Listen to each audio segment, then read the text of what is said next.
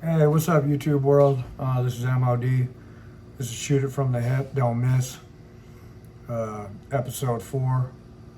This is just going to be a short video.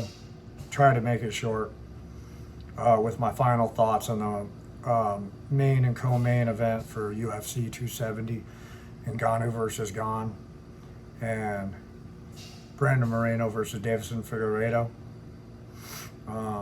Let's fucking roll. So I've been watching a lot of the media for this since my last video and doing some research. So just got a little different outlook on everything. So with that being said, for the main event, I just see it a little different now. Initially, I was leaning more towards Gon putting on a striking masterclass, cruising to a decision, victory over possibly even beating Ngannou late like he beat the Black Beast in Houston.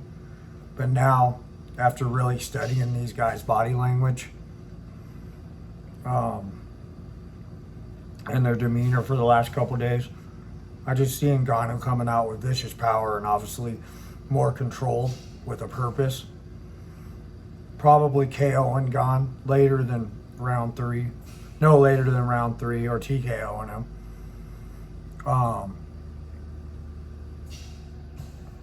Gon, in his video, or I mean in his media day videos and stuff, and even in the what is it, pre-fight press conference, Gon, he just seemed like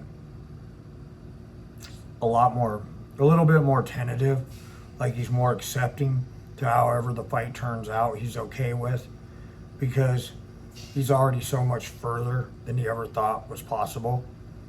Plus, he admitted that Francis really hurt him with the left high kick in practice, which Ngannou said he would have never brought it up if they weren't trying to shit on him with their sparring tapes. And you know, everybody knows that in practice or sparring, it's a well-documented thing that you don't go bragging about sparring and shit. I mean, why would you do that? You know, everybody's not at their best all the time. And when you have a good sparring room, everybody, and you're at a good gym, everybody can beat everybody anytime in sparring, and everybody has their good days and their bad days. So why would you talk about it if you're just trying to help each other anyways? To me, it seemed like Ngannou was actually big brother in him and letting Gon know that he has the nuclear and the equalizer, and he's going to use it. Well, by the way, real quick, I got to get a hold of these guys today. I've been trying to email them, Premier Protein, trying to get a sponsorship with them. Really love their stuff. I've said it in each video. I would love to get sponsored by them because they're, you know, I've already put on 30 pounds. I checked my weight yesterday. I'm actually back to almost 200. So I've put back on about 30 pounds with these guys. I had 2 boxes sent to me with like 12 in each one. The chocolate peanut butter is my favorite, but I got this peaches and cream, and I have went through pretty much both boxes. They're so delicious, but I feel good and energetic with them. So hopefully they'll give me some sort of sponsor. I'll just pray, you know. The Lord's always with me, and lately he's been showing me a lot of favor. So thank God for everything and every opportunity. Anyways, moving on. Like I said, seemed like Francis was big brother in him and just letting him know he has the nuclear bomb and he's going to detonate that shit. Plus, I just see that Francis is obviously smart and he gets all the implication of what this fight really means and how much power he has in free agency with a huge win. I mean, let's be honest. he holds his own destiny right now. Boxers and so many others are lined up to do business with him because he is such a huge draw, and everyone is attracted to the explosive power that he wields. Plus, let's not bullshit. The guy looks like a fucking African assassin with body made of obsidian. Just a fucking Wakanda warrior. I loved his new chain at the weigh-ins.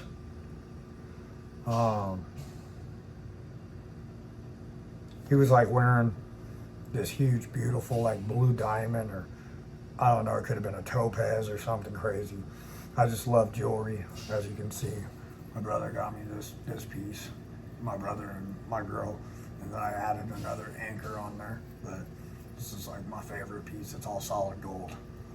It's insured too, motherfuckers. So don't press your luck.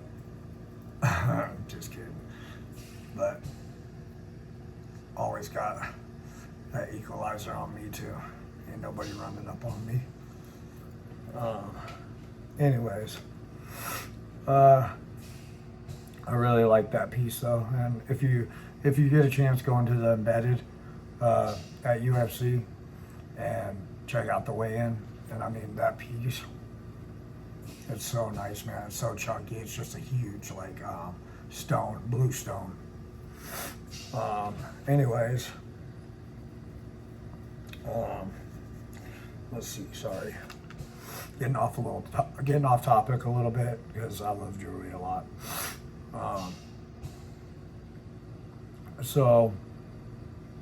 And Gon even complimented it. Thought that was pretty cool, and they gave each other daps because they both know, man. It's just a fight, you know. There's a lot of implications, but you know, and it means a lot. But I think they're both okay with however it goes. I think Francis is a lot more confident, but I mean, they both understand that it's a fight at the end of the day, and you know, they're about to get down tonight. And you know, if you love sports and MMA, tonight is the night. The Packers play the 49ers in the divisional round, which I covered last night, and these guys fight tonight pretty soon.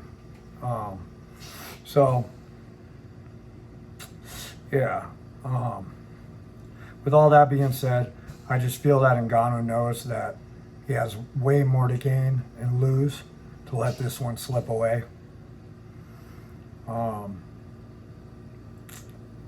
So I'd say Ngannou by TKO or KO by round 3 to go into free agency on fire. I also believe, even though I love Dana and the UFC, they were pissed about Ngannou saying he won't fight as a champ for $500,000 anymore, which I understand both sides. But I think they would love nothing more than for Gon to take over and obviously pay less for a while and let Francis do whatever. Plus, Gon's a little younger, so he could have a lot of great matchups for longer.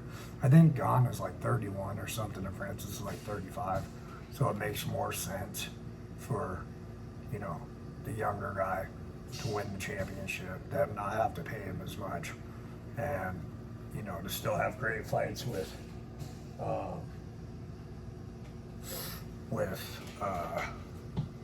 you know, like Johnny Bones and Stipe. And I personally, if Gon does win, which he's capable of winning, anybody can win on every night. That's why we love the UFC and we love MMA. But if he does win, there's some awesome matches for Gon. Like him and Bones would be so great. But you know, that's for another time. Anyways, moving on. So it'd just be in the UFC's best interest for Gon to win. But I see Francis killing all that shit off. And like I said, he's probably going to try to force Dana into letting him box Tyson Fury or Anthony Joshua. or something crazy, which I say more power to him.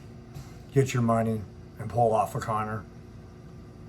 You know, Ngannou, he's been around long enough now. People love his power and shit. So let him fight one of the boxers. Shit, personally, I think he'd do good. There ain't no kicking, there ain't no wrestling, ain't no jiu-jitsu, just straight striking. I mean, if he hits anybody clean, even while they're any of them, they're going to fucking sleep. The guy hits like a compact Ford Escort or going like 30 miles an hour or some crazy shit. I mean, it's crazy. He just has that special knockout power that puts motherfuckers to sleep, just like Deontay Wilder. But, and in that alone, you can see in boxing will take you far. Plus, Ngannou has a lot of skills. It's cool to see him working with Dewey Cooper too, because if you know anything about Dewey Cooper was a kickboxer, and he's taught Ngannou a lot of different striking methods. And I like Dewey Cooper. But anyways, so let him box and let him get some money like you did Conor. I mean, it's only fair, man. Let some of these dudes box. Fuck, you bent over and let Conor fucking do a press conference and a world tour with Mayweather. Give them their shot so they can make a little bit of money. But in the end of 2022, mark my words, whoever has that belt, make no mistakes. These guys are awesome. All these heavyweights, you get hit by them, you get clipped, most likely you're going to sleep. So, you know, everybody loves that shit. But Bones will be the heavyweight champ at the end of the year. Trust me on that. I promise you. Johnny Bones is just too good, too athletic. They talk about Gone, like, beating him because he's a lot like him or whatever. Dude, ain't nobody like Bones when Bones really is Bones, you know? Just because he's so well-rounded, and if he lets those elbows and that creativity fly, along with his wrestling, ain't nobody gonna beat him. Straight up. Plus, Bones has a granite chin, and he doesn't get hit very often. So, you know, all that extra shit, even with Ngannou, he'd take them down and have his way with them. Mark my words. So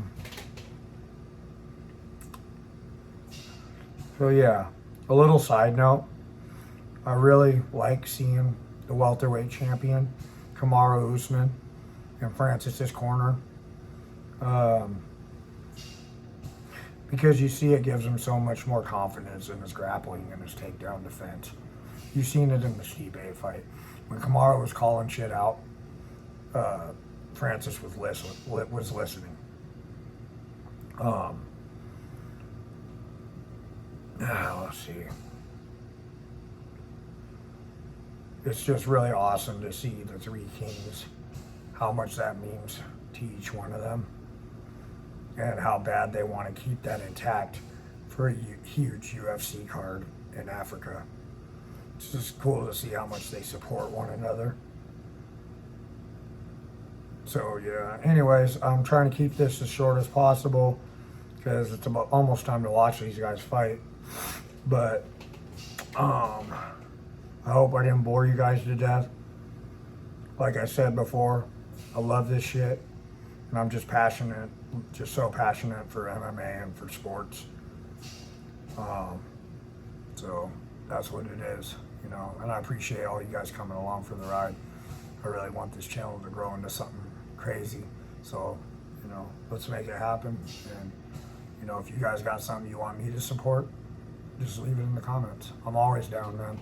I don't have a lot going on right now because everybody knows I'm disabled, and I'm trying to be as creative as I can. Hopefully you guys like how raw and uncut my stuff is. I'm gonna keep going, and like I said, it's only gonna get better, and hopefully you've already seen a little bit of the progression. But as I get healthier and I get off this damn steroid and, you know, some of this other medication, and I get healthier, like, my videos are going to be obviously be better because the weather's going to be more permitted, and I'll be outside more, and I'll be recording a lot more. I finally got a webcam, so I'll be using that a little bit. Got a dongle for my Bluetooth, so we can use some better mics and stuff like that. And I'm gonna get a Yeti as soon as I can, which is a really good mic. I'm just gonna keep adding to this stuff, man, and doing my best to make this as good as possible. I'm recording right now on my iPhone 11 Pro Max, which is good, and my fiance got me some cool stuff, a cool stand to put it on with the cool lighting and stuff, so hopefully that's helping. But yeah, I plan on making this really cool. And I appreciate all you guys, and I love all you guys. Like I said, man, not trying to harp on anybody, but telling you, man, keep God first. God's everything, man. And then put your family second, God and then family. That's how I try to keep it. I'm fortunate to have my sister Rissa as my best friend. My brother Kevin is my best friend. We're so tight, man. We'd never leave each other, and we're always loyal to each other. That's how you gotta be with your family, man. Be loyal. Give them a reason to live. Give your kids a reason to live. And give yourself a reason to live. Live life together to the fullest. Anyways, so hopefully I don't bore you guys to death, and just letting you know, because I'm just passionate about this shit. But for the co-main, Brandon Moreno versus Davidson Figuerato, I still see that going for Moreno. So much is being made about Davidson's camp and working with Henry Cejudo and Captain America, which is Henry's coach that helped him to get his gold medal and to win his 2 belts. He's a great coach too. They work with the Pitbull brothers. They have so much talent down there in Scottsdale, and they also have a better elevation than what Davidson was working at before. So hopefully that helps him with his cardio, because Moreno, he's up in like Mexico, so he's working up in he's always got good cardio. But Davidson's got his own team down there, and they're saying that he's got a super team down there. Well, he did for this training camp. And they're making a lot out of his weight cut and his physique.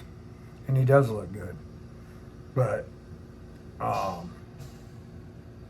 think they're overlooking Moreno again. And Davidson's going to divert right back into his old ways, getting too emotional and gassing out again. And probably getting tapped in round 2. I'm sorry, I just don't see it going another way. It's just the way that he fights. Everybody knows. It's always, about power. And, if you don't have that much cardio, you can't throw that much power, for 5 rounds. But unless you're, just tapping them like, say, Nate Diaz does, or Nick Diaz, or, perfect example is Max Holloway, just weaponizing cardio and just tap until they piece him in by round 3 or 4. That shit ain't gonna work if you're just throwing just nothing but fucking bad intentions for 5 rounds. You're gonna get fucking tired. And you see that's what happened to him in the first 2 fights. And Moreno capitalized on that because Moreno was more about cardio and just tap, and then chipping away, and then finally submitted him, But, I think Davidson's going to get pieced in due to pressure, cardio, and his own bad habits. And then I can see this being Henry Cejudo's way back into jumping the line and calling Brandon out. And let's be honest, what the fuck is up with the king of cringe? Making Figueredo into this gosh damn god of cringe. And please, Davidson, don't let Captain America screw you over with that terrible walkout sign. Getting freaky with it. Gosh, that was fucking cringy. If that wasn't cringy, I don't know what is. That was terrible. The whole dais was kind of looking when he was trying to play that song and then ended up coming on. The whole dais was like looking at him like, dude, they're turning you into a fucking, they gotta cringe.